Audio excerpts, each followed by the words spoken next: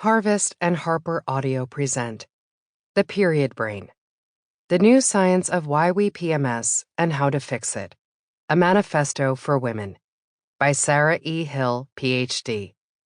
Read by Allyson Ryan. A note before we begin. Don't forget to download the accompanying enhancement PDF from your audiobook provider.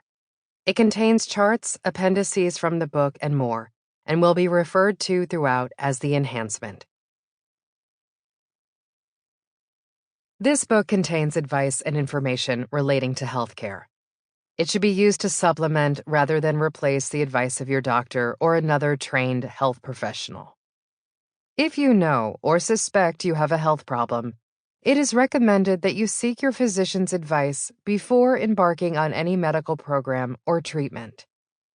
All efforts have been made to assure the accuracy of the information contained in this book as of the date of publication. This publisher and the author disclaim liability for any medical outcomes that may occur as a result of applying the methods suggested in this book. For you. Introduction. If you are a woman picking up this book, I'm guessing you have some first-hand experience with feeling terrible premenstrually. Most of us do. The hormonal changes that you experience in the week or two leading up to the start of your period can make you feel overwhelmed and emotional, gross and unlovable, hungry and bloated, irritable and tired. Or maybe you describe your premenstrual feelings to me the way they were recently expressed by two women whose responses to my question, "How do you feel in the 2 weeks leading up to the start of your period?" were simply inner scream and everyone hates me. Ouch. These women are far from being alone in their struggle to feel good in the last 2 weeks of their cycle. Most women in the world, including me, have had the experience of feeling like they are riding a premenstrual roller coaster every month that makes us feel less than amazing. Although experiences vary from woman to woman and month to month, most women find themselves feeling some distasteful blend of physical, psychological, and behavioral changes that can include things like feeling irritable, anxious, snacky, tired, bloated, and gross. And, interestingly enough, few of us ever question why. We just assume that this is our fate as women. So, why do we all feel like shit in the weeks leading up to the start of our periods?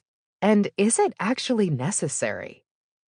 This is what I have spent the last several years of my life trying to figure out. Because biologically, it doesn't make a whole lot of sense that women should have inherited a tendency to feel bad half the time. And it makes even less sense when you consider that the hormone at the heart of women's terrible experiences each month, progesterone, is actually supposed to make us feel good.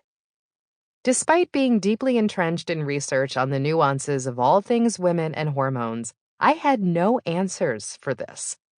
And the more time I spent digging into the literature, the clearer it became that no one else had a really good answer for it either. It was a biological mystery hiding in plain sight. Getting to the bottom of this mystery and telling you about the surprising things I discovered is why I wrote this book.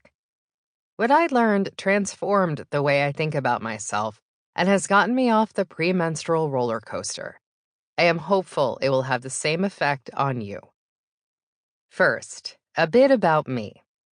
I am an award-winning research psychologist who studies health and relationships, with a particular focus on women.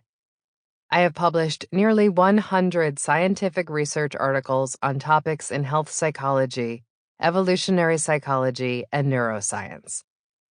My research is regularly funded by federal grants and discussed in the media. And I am considered a thought leader in the area of women's hormones and psychology. I am passionate about demystifying the results of scientific research and using it to help women understand themselves.